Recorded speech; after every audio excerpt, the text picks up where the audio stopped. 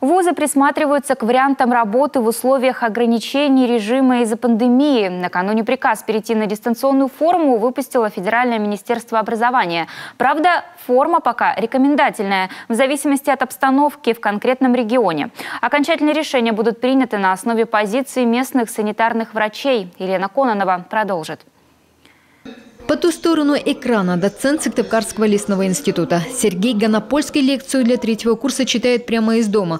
В вузе в связи с пандемией коронавируса все педагоги, которым уже больше 60, преподают дистанционно. В кабинете студенты не одни. Здесь есть специалист, который следит, чтобы связь с преподавателем не прервалась. И еще тьютер, который помогает обучающимся понять материал.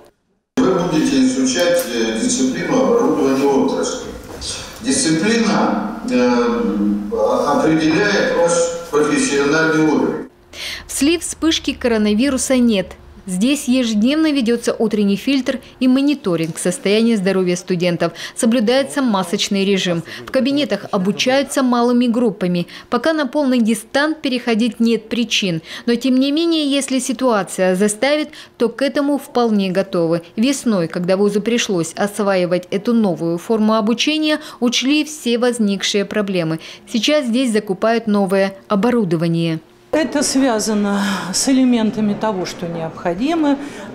Видеокамер, соответственно, компьютеров более мощных для потока, информации, которая должна быть подана информация. Соответственно, сервер более мощный, чтобы, еще есть ряд слагаемых, которые могут быть приняты. Но это, во-первых, это не дешевые вещи, я имею в виду сервер и так далее. Но хорошо, что мы эти все процедуры уже закупочные завершаем. Кроме того, на сайте вуза заведены личные кабинеты преподавателей и студентов. Это своего рода платформа для общения. Например, здесь обучающийся может посмотреть записанную на видео лекцию педагога, а тот, в свою очередь, оценить работу студента и проконсультировать. Здесь сейчас Николай объясняет студентам, как можно записать видео с экрана. В СГУ сегодня на дистанционном обучении пока заочники и 3 института, где выявили единичные случаи заболевания коронавирусом. Но скоро на удаленке будет учиться большинство. По приказу федерального Минобра студентов российских вузов необходимо перевести на дистант. Но при этом каждый регион выбирает, полным он будет или нет, с учетом эпидемиологической обстановки в своем субъекте. Сыктывкарский университет выбрал смешанную форму обучения. Мы летом обновили нашу платформу Moodle, которая уже имеет более широкие возможности размещения электронных ресурсов. То есть это не только текстовый формат, это и видеоформат, это и тестовые форматы, и записи, видеозаписи своих выступлений.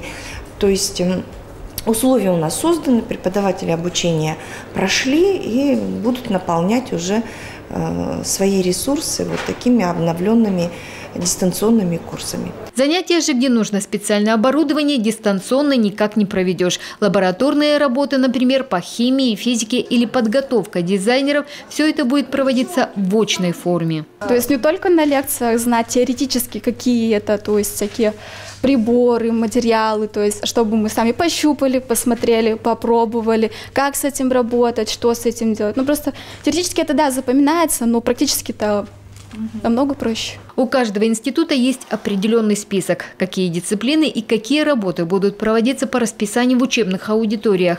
Корпуса СГУ не будут закрыты. Студенты всегда могут прийти, чтобы дополнительно позаниматься и проконсультироваться с преподавателем. Самое главное, чтобы не было скоплений людей. Елена Кононова, Алексей Паршуков, телеканал Юрган.